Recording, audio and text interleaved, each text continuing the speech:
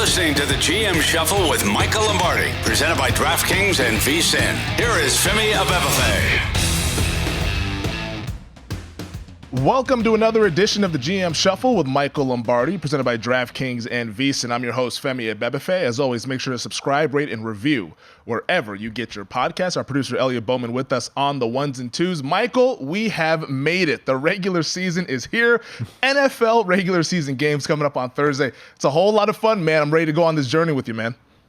Yeah, you got the TV ready? You got your four TV sets all ready to go? We're ready to go. I got the YouTube There you TV, go. my Sunday ticket subscription. I got like my monitors set up. We're gonna be Sunday morning. We're gonna enter the Matrix, and there's gonna be a lot of stuff going on. So, when you have the Sunday ticket at the 10 o'clock window, what game will be on the CBS or the Fox network? Do you know? Because you can't get that on the Sunday ticket, right? Yeah. So you have to have that on a separate television.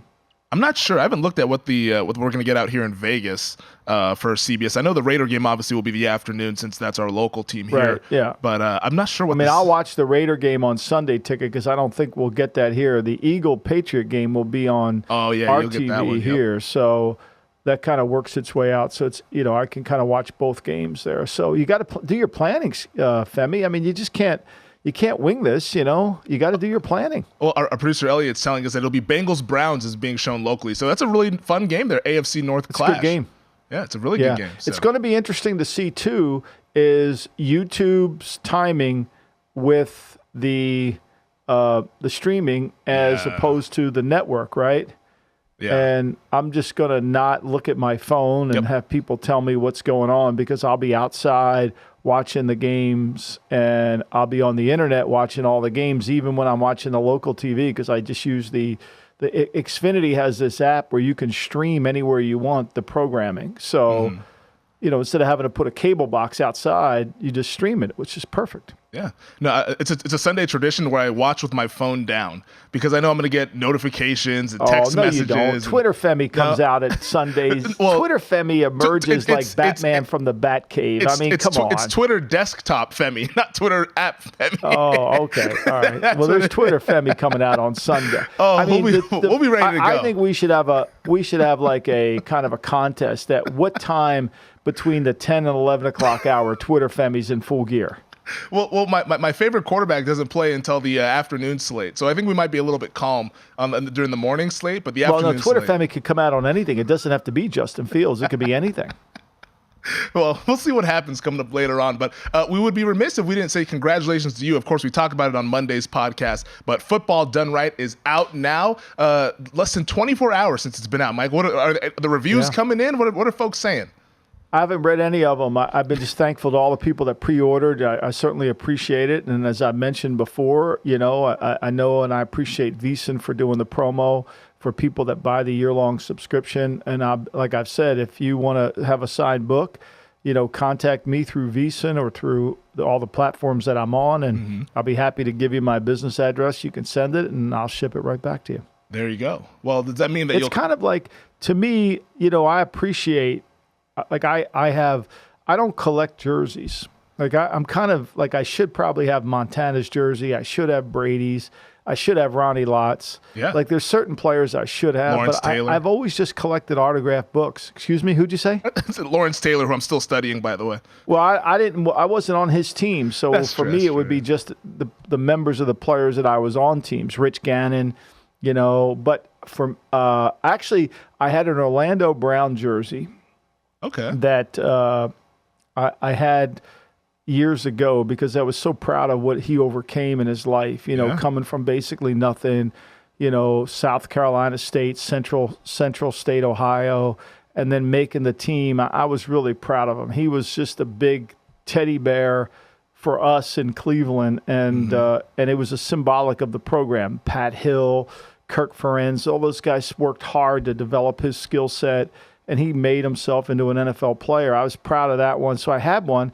But then when I did the Adam Carolla show back in when the first book came out, he was like obsessed with Orlando Brown, Adam Carolla was. And so when I went out there to Glendale to do the show, I gave him the jersey.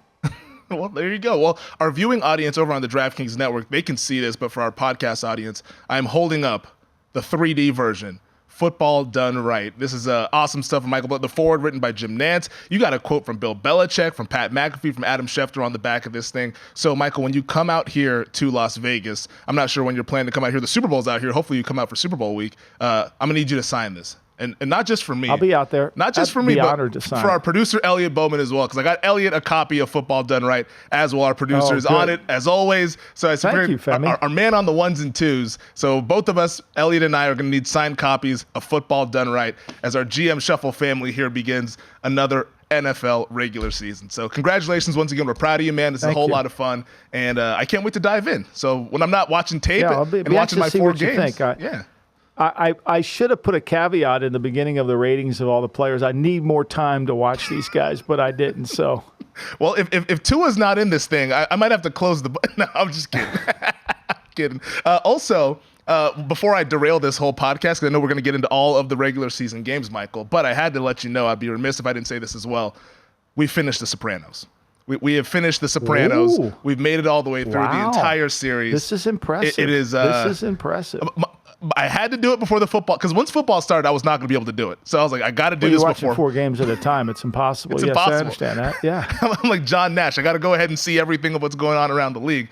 But The Sopranos is finished, so maybe we'll sprinkle in some Sopranos and 60 all throughout the regular season. I can kind of give my thoughts on what's going on. I'll make this a surprise. I'll tell you what we're going to do. I didn't even know you did this, so it's not prepared for me, but every game we'll give a Soprano reference. How's that? Just in your honor. There we go. I like that. Also, the final season, I felt when I was watching it, I just kept thinking, I was like, all right, who's going to get whacked? Who's going to get whacked? Who's going to get whacked? And I was sad. Spoiler alert for those who haven't seen it, but I think I'm the only person on earth who hasn't seen it yet, so I guess I can't say spoiler alert. But I was sad to see Chrissy go. He was knew he had to go. Yeah, he was turning a corner in his life and trying to go on the straight and narrow. He lied to you. He never turned that corner. He was trying. The intervention told you everything. I mean, how about Chrissy and him Paulie going at it at the end of the Italian intervention? That was labeled the Italian intervention, where we just yell at everybody. I mean, I've been in one of those. I didn't know it was an intervention. I mean, that looks like everything that happened in my family all the time. That was one of the funniest moments of the entire series. I think when then Silvio says, I said all I could say. I burst out laughing. I don't write things. And then Paulie says, I don't write things down. You know, like, oh, really? No shit. Probably because you can't write, Paulie. That's why you don't write anything down. But the ending, because I didn't know the ending was going to end that way, obviously, since I'd never seen it. And after I watched, I kind of Googled what people had been saying about The Sopranos ending, the finale. And it seemed like it was mixed reviews on how the series ended. But it kind of leaves it up to interpretation. I don't know if it was mixed. I think it was universally not liked initially.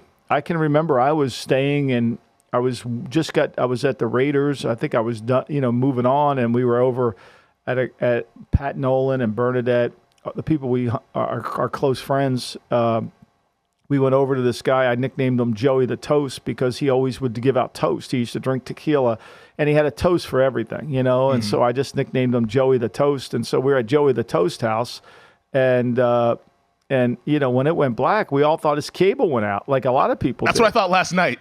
I was like, did my box shut off? What the hell happened? Yeah. And then the credits everybody rolled. thought their cable went out. So, but I mean, look, I'm not like Glenn Fry, who basically, he made that comment. Well, we write songs and people can have their own meaning. Like, there's always going to be some meaning that the writer has or intends in this, and I think David Chase basically did something that he felt like would continually be talked about. Where is Tony? What did Tony do? What happens next? Yeah, did he get whacked? The members only jacket. All those things kind of play into it, So for me, I don't know. Here's what I would say. I don't think there's anybody who would have ordered a hit on Tony because Phil was dead. Yeah. And, which is my favorite the little part of that guy season. there, that brokered the deal and basically allowed Tony to kill Phil. He already declared what side he was on. So I don't. So everybody says, well, that guy killed Tony. Who ordered it? Yeah. Little Carmine. Little Carmine couldn't order a Chinese menu. I mean, come on. Little Carmine, the moderator. Yeah. But whatever happened there? Yeah. Whatever happened there? Well, obviously, we'll sprinkle it in all throughout here, but just wanted to let folks know that we have finished it. Obviously, a very enjoyable series, but it was a lot of fun to go through that journey. And there were some sad moments there when people getting whacked and everything like that. And Silvio, he's just in comatose. I guess we don't really figure out whether he died or not, but he was going to be unconscious the rest of his life, it felt like, there with the hit job that was put out on him, and obviously Bobby Bacala, R.I.P. to him. But yeah, it was a fun series to go through. So I'm glad I went ahead and did it. And now let's talk a little bit of football. We got a couple minutes left, but let's set the stage here. The Detroit Lions, Kansas City Chiefs. We're, full disclosure, taping this on Wednesday to get it in time for our friends over at DraftKings Network. So this is Wednesday morning that we are taping this thing. Obviously, the game is coming up tomorrow night, but we obviously got the big news yesterday, and we'll carry this conversation over on the other side. Travis Kelce, the all-pro, all-world tight end for the Kansas City Chiefs, suffered a hyperextended knee at practice earlier this week. Now his status for the game is uncertain, but when you look at the betting market, it seems like he's not going to play because the Chiefs are now down to 4.5-4-point favorites. But just a bummer of a situation here for Kansas City, but also the realities of the regular season, kind of. Well, I mean, look, he tweaked it obviously on the practice field, and I thought what Schefter reported was that the Chiefs were relieved there was no ACL. I mean, which tells you, when you read in between the lines, what it tells you is they feared he had a torn ACL. They fear that the hyperextension created a torn ACL. And the doctors, usually when they do that exam on the field, they kind of have an opinion, one way or the other. And so they feared that, and yet it ended up being not the case, or at least that's what they're telling us. But look, this is a huge vacuum. I mean, let's be clear here, right? I mean, and I know Detroit's secondary is probably one of the areas we're not certain of, whether Cam Sutton's going to be good enough, whether Emmanuel Mosley can even play, right? Mm-hmm. We understand that. But removing Kelce and removing his 110 catches and then not having Schuster's 78 catches puts a lot of pressure on this young receiving core of the Chiefs. Yeah, Kelce last year was targeted a team-high 152 times, and to your point, Juju Smith-Schuster was targeted 101 times. So that's upwards of 250-plus targets from two guys who might not be on the field tomorrow night. Who steps up? We'll have that conversation on the other side, and we'll continue this Kelce hyper-extended knee situation. We're rolling along. Season is here. It's the GM Shuffle with Michael Lombardi, presented by DraftKings and VSiN.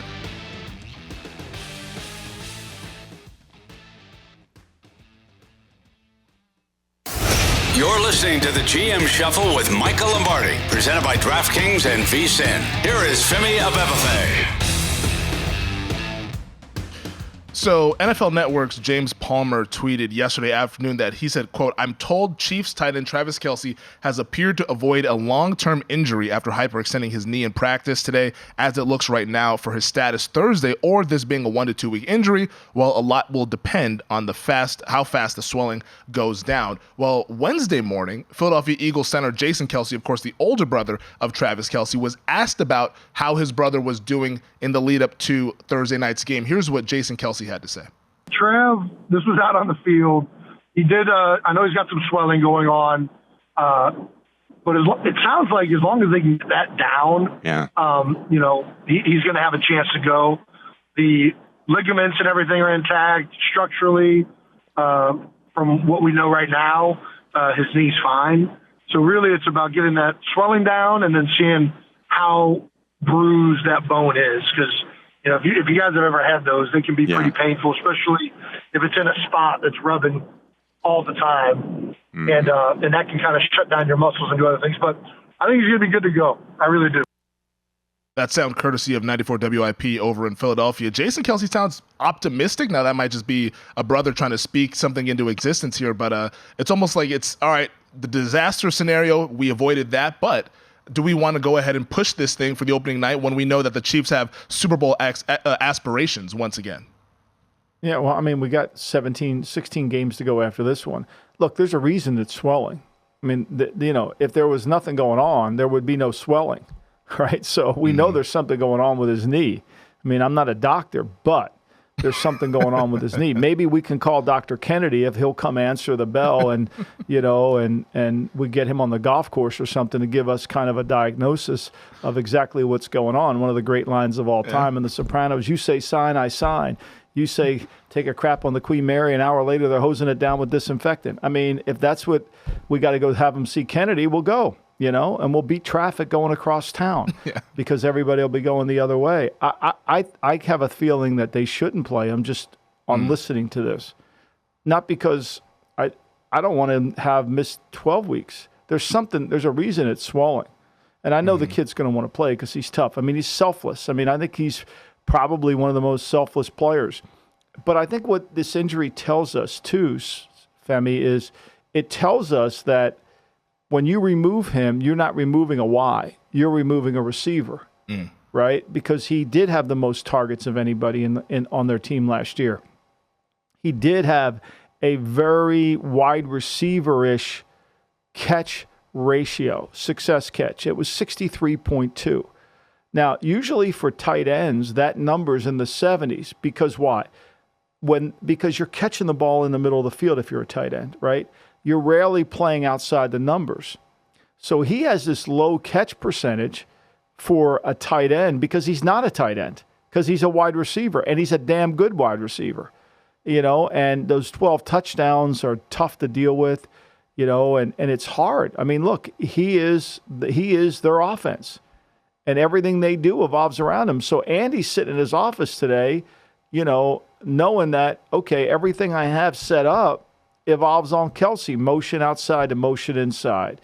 This isn't a guy you replace with, okay, next man up. This is a unique guy, a really unique guy. And then you don't have Chris Jones on the other side. So if you and I were to sit in a room and grade the Kansas City Chiefs 1 through 65, 1's Mahomes, 2's Jones, 3's Kelce. They don't have 2 of the 3 players. I mean, it's really not that complicated. Yeah. No, I was doing that exercise yesterday, and I was thinking I was like, all right, if there was to be a Mount Rushmore of the 2023 Kansas City Chiefs, it's Andy Reid, Patrick Mahomes, Chris Jones, Travis Kelce.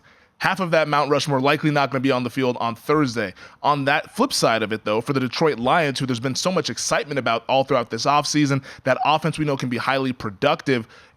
How do you think Detroit defends Kansas City if Kelce is not able to go tomorrow night? Well, I think they've got to figure out what Andy did to adjust, right? I think that's what the first quarter is going to be about, how he adjusted this offense. Does he go back more to the traditional West Coast? Because as I said earlier on the pod, I mean, the next man up isn't going to replace him, right? So this is a unique guy. They're not going to put Noah Gray in there and say, okay, Noah, you take over, or Blake Bell, you take over. I mean, that matchup favors them. This is going to put a lot of pressure on Tony, Scanling, and Sky Moore. They're going to be a true 11 team, right? So now if you're Aaron Glenn, you're saying they got to play 11 against us, and they'll use Gray and they'll use Bell as the Y on the line to help in protection and come out late. But they will be an 11 team. When they have Kelce, they're a 12 team, but they're really an 11 team. So now he has a better way of adjusting it. Because when Kelce's lined up outside, you've got to have the right corner to match on him. You've got to have somebody with size, somebody who can tackle, and then somebody who can cover his ass, right? Because he's so good.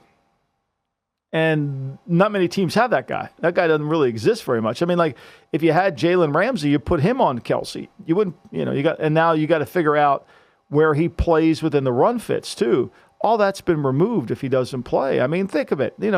Uncle Junior loses Mikey Palmise, and he loses Chucky. He lost his crew. I mean, Andy's lost 2 or 3 of his crew. Yeah. He's like Uncle Junior right now. Well, Mikey Palmise, that was one that was not sad to see go at the end of season 1. That was Mikey Palmise was the best. He was so good. Make the coffee, decaf. I loved it. I mean, he's had some of the great lines. I mean, he's the guy that uttered the line, "We're not shooting a Western." I mean, when he was getting on, Uncle Junior said, "We're not shooting a Western here, Mikey." Yeah, no, he was the end of season 1. That was a fun final finale, I should say, though, just because of the But let's spin this forward, right? Yeah, I said this before any injury occurred to Kelce. The Chiefs didn't look like they were in rhythm this summer, and I don't know why that was, but they didn't. And it was reflective in the numbers, right? So, I mean, when you look at Mahomes threw 17 passes, which is, less than he threw last year. He completed 12 of them. He only averaged 7.1 per completion. And it was because, Kelce didn't play in the preseason. I think he was on the field for maybe a couple snaps. He didn't have a catch. But to me, those young receivers weren't quite in rhythm yet.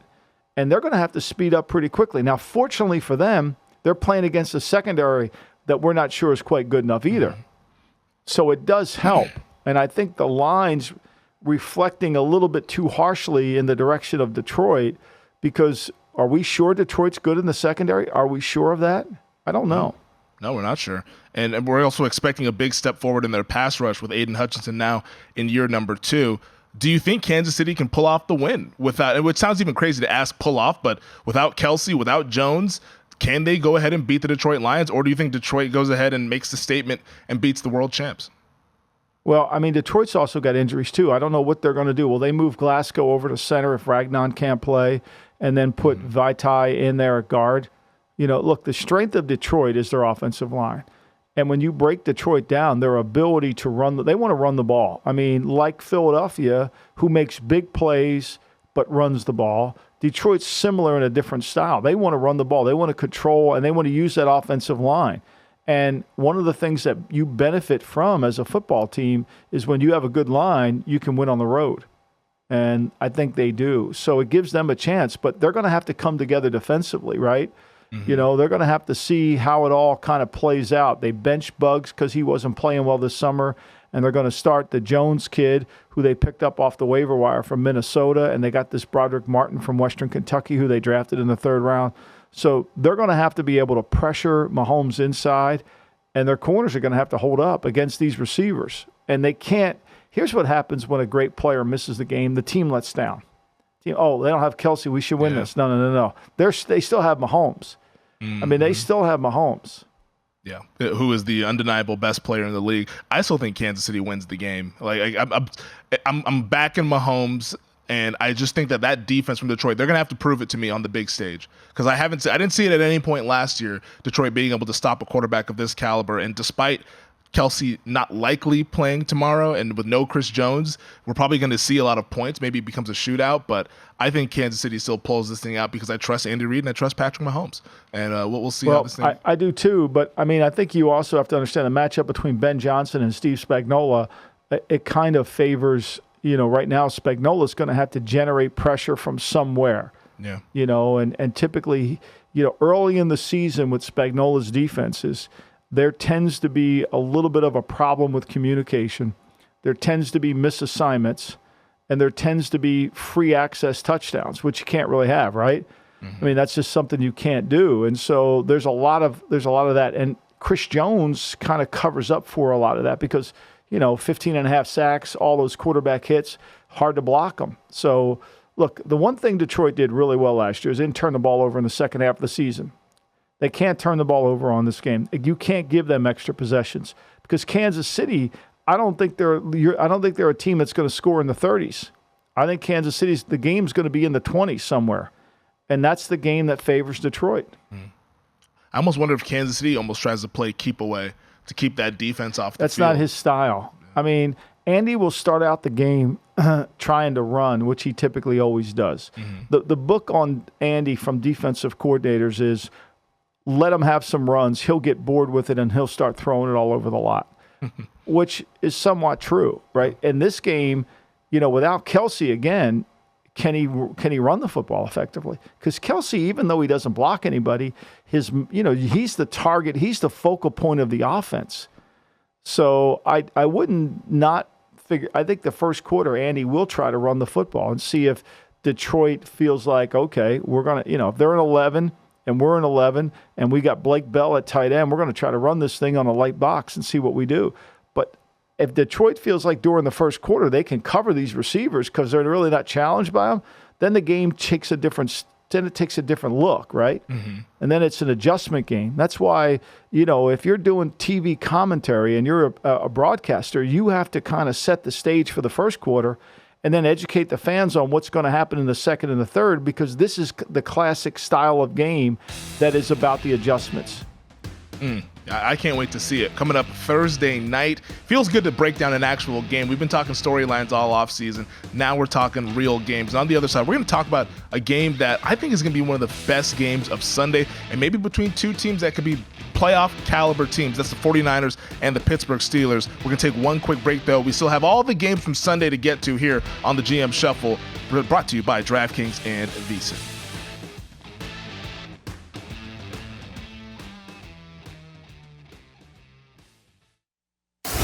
You're listening to the GM Shuffle with Michael Lombardi, presented by DraftKings and VSiN. Here is Femi Abebefe. Well, the question everybody wants to know with 49ers Steelers is, will Nick Bosa suit up for the San Francisco 49ers? He held out all of training camp and has yet to report to the team facility. Now, we're taping this once again Wednesday morning. We'll see what happens later on this afternoon. If he shows up to practice, then there's a good chance he's going to end up playing. But if he's not there, it might signal to where Bosa might not be on the field on Sunday. So what do you make of this game with the Niners and the Steelers, where there's been a lot of momentum towards Pittsburgh, and with San Francisco, they might be without their best player? Well, I've been on Pittsburgh for a while, and I think to me, everybody talks about Pittsburgh as if this summer has been the defining moment of their team, when you and I have been talking about them since last year, when they were really good down the second half of the season, and they didn't turn the ball over, and Kenny Pickett improved his play. So I believe in San Francisco. I believe in Pittsburgh. I think San Francisco's offensive line is going to be in for a little of a different story, because one thing about San Francisco is they've got to run the football to be effective. And I think the game here is going to be, does Tomlin try to play base, or does he feel like he's got a nickel that can match up to all these personnel groups? Kittle's also on the injury list, right? Yeah.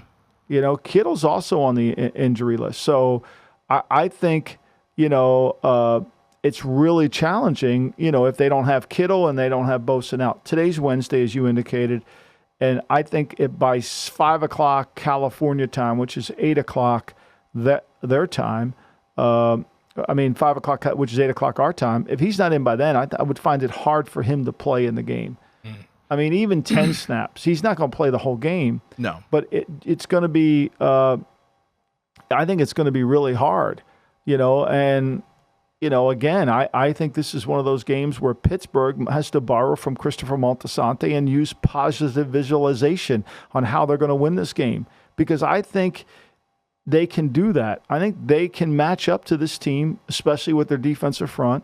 I'm not sold San Francisco's front's really that good. They're good because they can run play action. But if they play from behind, it's not.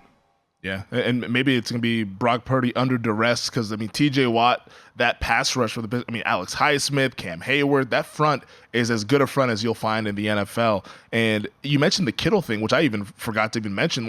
He missed last year's opener against Chicago, I believe it was. So the Niners, they tend to kind of have the big picture in mind with a lot of these situations. Is, hey, this is a long season.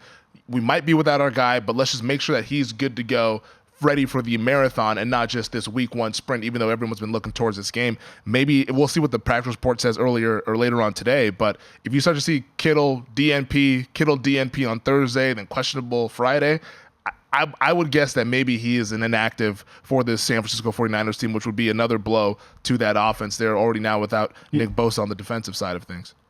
Do you remember when they robbed that Colombian drug cartel and they took all the money out of the kitchen, and Paulie got kicked in the nuts, and he was sitting in his couch with his Guinea t-shirt on, and he had 2 ice bags over his balls because he was in so much pain, and little Paulie was coming over, right? Yeah. You think Kittle's kind of sitting in his room like that? You think he's doing that? For his sake, I hope not. But maybe that's what's happening. Because the guys, they need Kittle. They need Kittle, but they need more than Kittle. They need to figure. This game is going to be about the matchups of how Pittsburgh handles the positionless offense. And if you're Dan Moore, the starting left tackle for Pittsburgh, without Bosa, you feel a sense of relief. And I think the depth of San Francisco's front takes a hit too, right? Because one thing about September games is you got to rotate these guys in and out. They're going to get tired. They haven't played a lot. The game's going to go so quickly, they're going to get tired. So a lot of this is going to come down to their ability to rotate it through.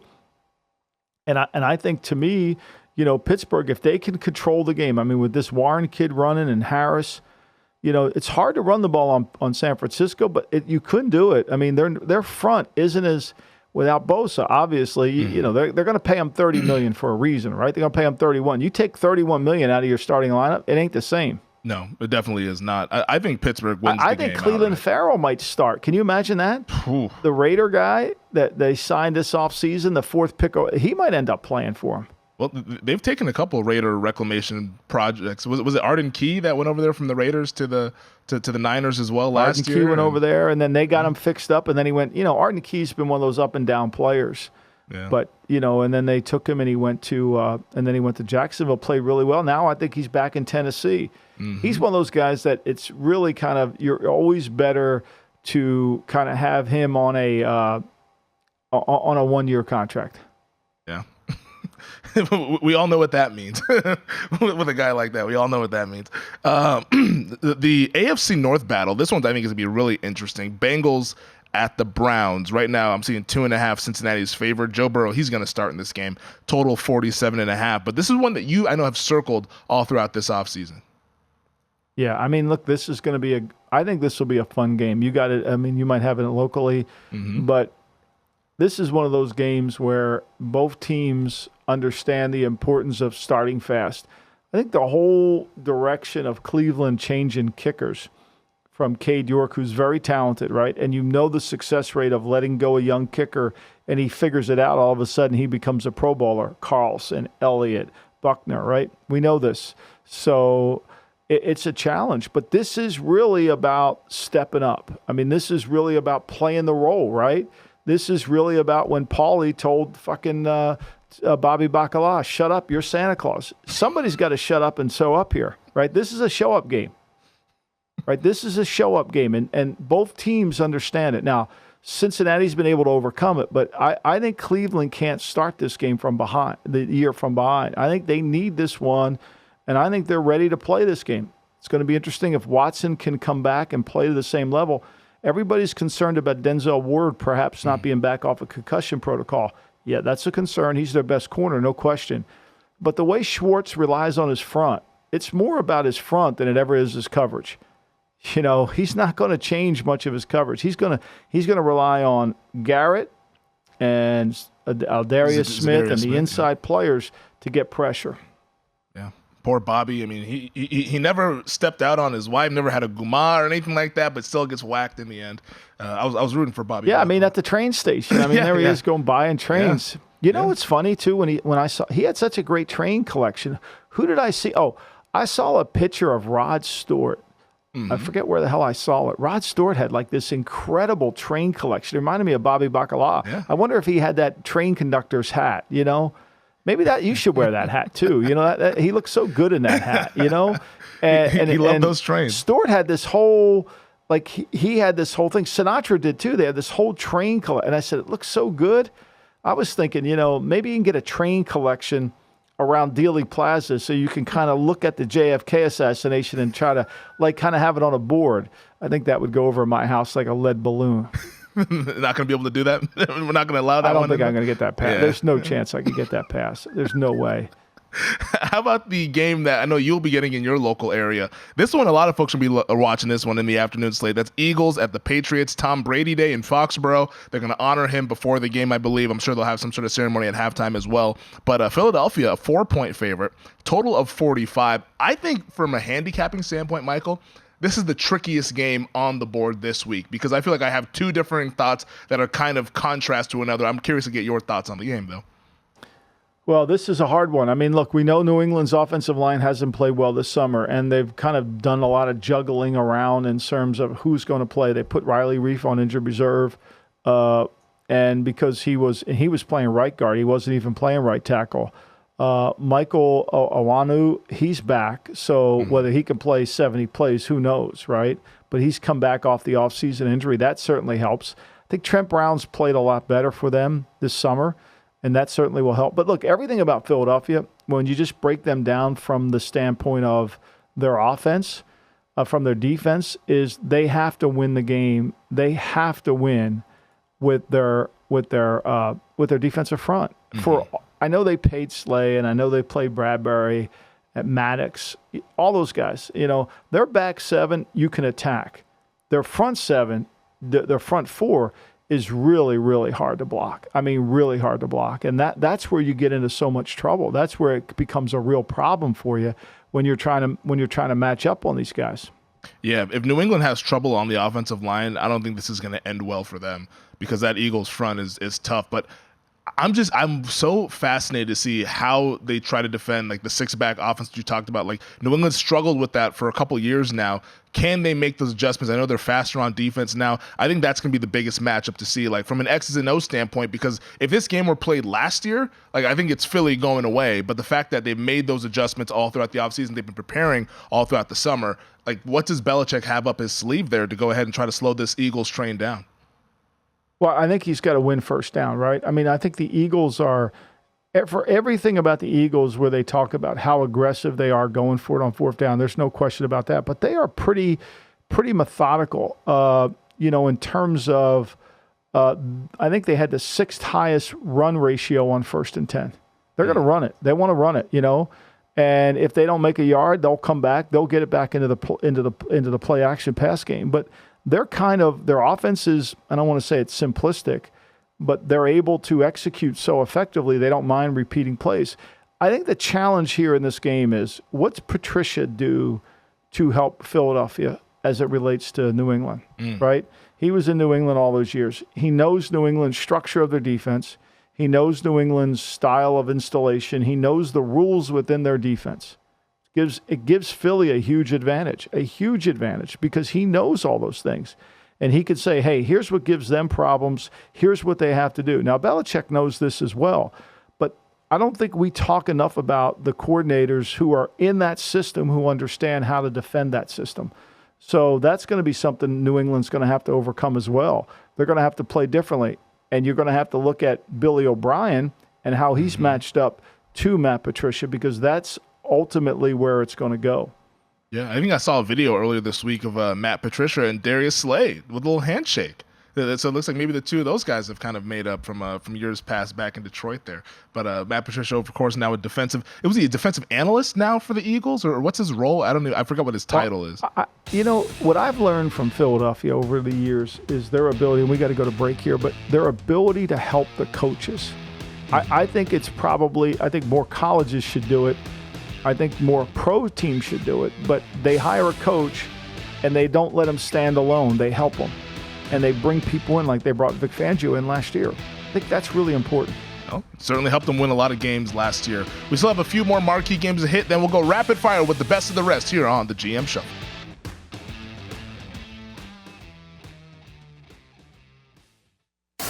You're listening to the GM Shuffle with Michael Lombardi, presented by DraftKings and VSiN. Here is Femi Abebefe. Well, it's going to be a rivalry renewed Sunday afternoon at Soldier Field there, and the future of the position in the NFC North Division. Justin Fields, Jordan Love. I can't wait, Michael. Ralphie's coming to town. I bet Jordan Fields would be dressed just like Ralphie coming to town. Oh, no. Not having a care in the world. Nobody, Not Ralphie. Won't have a drink with Tony. Justin's not going to have a drink with anybody. He's just his own program, big earner. He's earning money for you. I could see it. But from an X&L standpoint, or just from like a football viewing standpoint, this is exciting because, there's obviously been a lot of discussion about Fields on this podcast and on other platforms out there this offseason. Jordan Love, it feels like he's the mystery man. Everyone's wondering what he's going to look like in this Packers offense now with Aaron Rodgers in New York here. Like, I think this is a really intriguing matchup. I do too. I think people don't understand how good Green Bay can be on defense. I don't think they really get that. I think the book does, and I think when you look at the betting when you look at the numbers, which is fascinating, right? 47%. The ticket count is really even in this game, but the money's all on Green Bay. Yep. The money's all on Green Bay. It's not even, remotely. It's 78% of the money's on Green Bay because everybody kind of, I think the sharp people, the people that study this and don't listen to the perception that's out there, is that they understand Green Bay is really a good defensive team. And they've got depth on defense. They can rush the passer. They're athletic, and they've got a really good secondary, and Alexander can cover. I think this comes down to, can the quarterback not make a mistake? I think this is a game that Green Bay will win if if they avoid losing. Let me put it to you that way. And that avoid losing meaning they don't turn it over and do something stupid. You know, it's funny. The other day, Dabo Swinney said it was the most weirdest game he's ever coached in his life when he lost to Duke. How was it weird? You were horrible in the red zone. I was like, right? You got 2 punts blocked, which are really 2 field goals blocked, which are 2 turnovers. Like, it was everything that tells you what you have to do to win. You didn't do. Like, you didn't do. You know, it's like, I mean, it's like the 2 guys that go to try to kill Tony, and he's standing in front of the drugstore and they can't get a shot off because Chrissy parked the car. You didn't know how to set it up. You didn't know how to do it. It's I don't understand what they were doing out there for Clemson. They got their tails kicked. But my last point on this game that I'll make, I was talking to a buddy of mine who covers the Packers in Green Bay, and he said kind of what I've been seeing throughout the preseason is that the Packers' offensive line looks really good. Like, I think Jordan Love's going to have quite a bit of time back there to go ahead and dissect the defenses because, like, they pass blocking wise looked outstanding. We'll see if that translates over to the regular season. But I think that they have a pretty. Here's good the thing too. You got to understand too, is this will not be a complicated game for LaFleur. I mean, one thing about when you play Chicago defensively, Eberflus it's not about scheme. It's about playing hard and turn the ball over. Yep. Run to the ball, play committed, and turn it over. It isn't going to be we're going to outfox you with coverage. You know what they're in. So it's a really good game for Jordan Love to start off with because everything they do in practice will show up in the game pretty much how it was. Yeah, Eberflus used to work under Rod Marinelli when the 2 of them were in Dallas, and that's how the Cowboys played when Marinelli was the defensive coordinator. It was, hey, keep everything in front, run the football, hustle, and like it wasn't really necessarily anything that was like from a PhD level in terms of schematics. No shade there. Dolphins and Chargers, though, is the battle of Herbert and Tua. The discourse about the quarterbacks in that class, the 2020 draft class, but we're going to see it once again. Miami is a 3-point underdog on the road. The total's at 51, so the market's expecting a lot of points to be scored here in what it could be a game that has AFC wildcard implications down the road. Yeah, this is one of the games that I really have spent a lot of time on. I think this is a game where, you got to really look at it closely and understand it, right? You got to explain it. I mean, for the Chargers to be the favorite in the game, it's somewhat surprising for me. All the money's coming in on Miami, which I think is the right play. First of all, let's start with Vic Fangio. The difference he's going to make with their defense. 100%. And Vic Fangio understands Kellen Moore. He's got his guru card on his desk. Vic's got the guru card of Kellen Moore right there. So I think that's going to really help them. And have they gotten better on defense at the Chargers? Have they? I don't know. Can they put pressure on them? The Chargers are healthy. They got, Joey Bosa's healthy. Is Khalil Mack really going to play to the level of his contract? He hasn't in recent years. So to me, this is one of those where, Miami has as much opportunity to go in there to win. Now, they got destroyed last year when they went in there and they didn't play well. Staley had their number, but I think it's a different season. I really do. I think this is this ending will be a lot different. I think there'll be a twist. Yeah, no, I like Miami with the points. I haven't bet it yet, but by Sunday I'll have that ticket in my pocket +3 because the Chargers game, it's a pretty much a neutral site game. Like the Chargers don't have much of a home field advantage, and you're not going to be able to talk me into the Chargers being 3 points better than the Miami Dolphins. Like I don't see that when I look at the 2 teams. So I kind of the Chargers are a popular play, right? I mean, in the sense of that the analytical community loves the Chargers. Oh, yeah. I got a guy on Twitter that's telling me that I'm too hard on Staley, that Staley should be a top 5 coach. Can you imagine that? I'm sorry, what? I told him he needs to go to Pearl Vision Center. I mean, like, seriously, I'll pay for the appointment. Top 5? Did he watch the playoff game? I mean, I don't know where they come up with this crap. Like, I don't understand it, But I will say this, in Steve Makinen's system number 5, he calls it opening week home favorites, hosting teams that were above 500 the prior season, which Miami fits in. Yep. Has the chance to win. There's a 65.8% against the spread. They're 48, 25, and 5. Oh, all All right. No, that's definitely a data point, something to keep in mind before you go ahead and click submit there on the wagers if you dabble into that sort of stuff there. Sunday Night Football, though, this will be one that I'm on the edge of my seat about. My Dallas Cowboys, they begin the journey in 2023 on the road in the Meadowlands, taking on the New York Giants. Right now, Dallas, I believe, is a 3-point favorite in this game, total 46.5. But this one, I think, is very, very tricky for Dallas coming up here. The Giants, I think, are going to give them a pretty good game. Well, I mean, look, the last year when you watched Daniel Jones play against the Cowboys defense, he's 41-72. He threw for 424 yards in 2 games, 56% completions, averaged 5.9 yards per attempt. It's not good. 1 touchdown, he averaged 212 yards a game.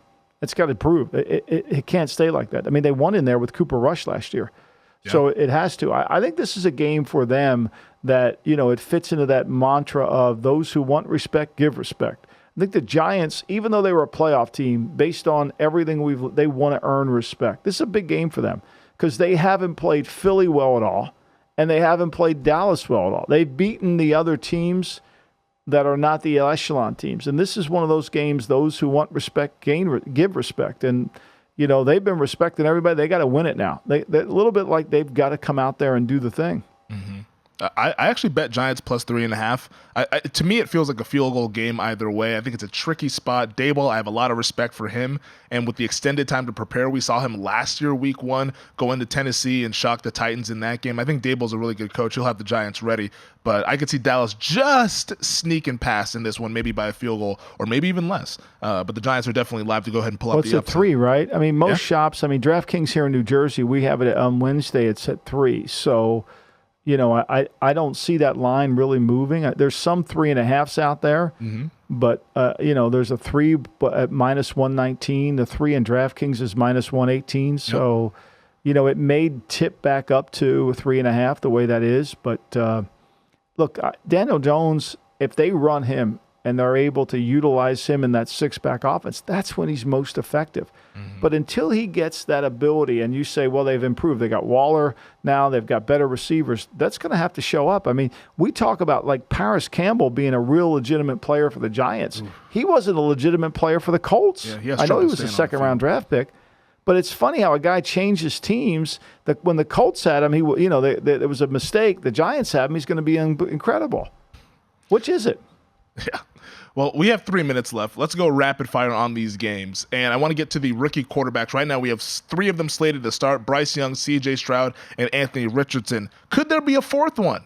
Maybe. Could there be a 4th? Perhaps maybe Clayton Tune gets the start for the Arizona Cardinals. But what are you looking forward to seeing with these rookie QBs? Well, I think it's going to be hard. Look, the game's going to move really fast. I think, what's going to be interesting to see C.J. Stroud under center on the road in Baltimore. Houston's, they don't even know what their offensive line is. We got to wait for today to find out what the injury report is, but they've got so many injuries up front. Can they do it? But we also know Baltimore is not very good in their secondary. And we don't really know what Baltimore is going to be like on offense in terms of, everybody's bought into the Monken program, but we really don't know what it's going to look like in the run game and how well they'll play in the pass game. I mean, Houston can run around on defense. They're fast, they're athletic in the front. 9.5, it went back up to 10. I think I don't see that moving off of 10 here in DraftKings in New Jersey. It's 10. So, for me, this is a no play because I'm unsure of both teams. If he gets to 10, and when I'm unsure of both teams, it's a no play. If he gets to 10.5, then maybe I might talk myself into Houston reluctantly. See, I'm not one of those guys that have that half point that deters me. I'm not one of those guys. I never understood that lie. I like it at 46, but not at 46.5. Seriously, I've never been one of those guys. Every half point matters. I love every guy that wants to be a sophisticated bettor. So, to me, that's like, I'm a bettor. I'm a sharp. I like it at 45. I don't like it at 45.5, though. What the fuck? Gotta get the best of it, Michael. Oh my God, it's so. I want to be Billy Walters-ish. We encourage everybody to get the book, by the way. Rams Seahawks. Quick thoughts on that one. Doesn't sound like we'll have Cooper Kupp. I really don't care. I think this is an interesting game. Last year, Raheem Morris created 5 turnovers against Shane Waldron's offense, 5 interceptions for Geno Smith. Struggled to win the game in Los Angeles. They won by 4. Had to go to overtime in a game that Seattle needed. Had to go to overtime in that game. He threw 2 interceptions. I think this game's going to be a lot closer. I think this line is probably, especially when you look at interdivision how often they're close. And look, this is the healthiest the Rams are going to be all year. And Stafford's going to throw it around the lot. And McVay's going to be really good. And after you get your ass whooped 41-0, and I don't care if it's preseason or regular season, I think this is a game that people are just going down the wrong road on. What about 15 seconds on Raiders-Broncos? Broncos, we'll see if Russell Wilson stops kissing babies. Well, yeah, I'm sure of that. A good article by Seth Wickersham on Sean, I think, gives a good portrait. I think the Raiders are better than people think they are, especially Josh Jacobs will be good in the game. Anything on Titans, Saints, and then Bucks, Vikings, those are also the morning games. No one's betting the Saints, Femi. No one's betting. The Saints have the lowest amount of money on them on when I'm looking at it of any team in the league. I think they have less than 10% money. Yeah. If you want to be on Tennessee, you're with the public. Well, that does it for this edition. We'll be back on Monday to recap everything, but check us out Sunday on the Lombardi Line on the DK Network and at VSiN.